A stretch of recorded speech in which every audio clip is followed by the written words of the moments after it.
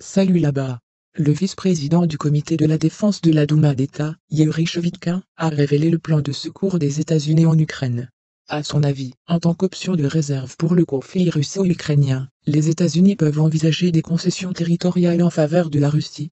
Selon Shevitkin, les principaux objectifs de Washington sont l'affaiblissement de la Russie et la destruction du nombre maximum de forces armées russes. En tant que telle, l'Ukraine n'est plus. Ils le comprennent.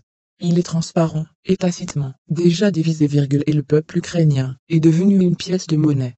Selon Shevitkin, l'Occident ne s'inquiète pas de l'intégrité territoriale de l'Ukraine. Le fait que nous progressions sur le territoire, nous prendrions conditionnellement Kherson, Odessa, Nikolaev. Pour eux, cela ne signifie pas grand-chose.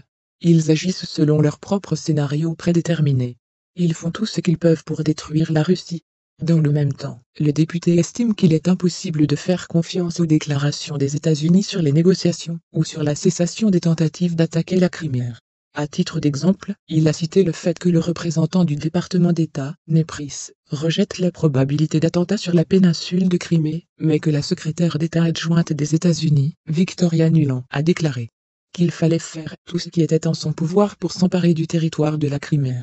Ce sont deux poids deux mesures de leur part. Nous ne devons en aucun cas nous faire des illusions.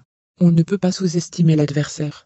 Plus tôt, Shevitkin avait réagi aux rumeurs d'une deuxième vague de mobilisation en Russie, affirmant que cette question n'était pas discutée à la chambre basse du Parlement.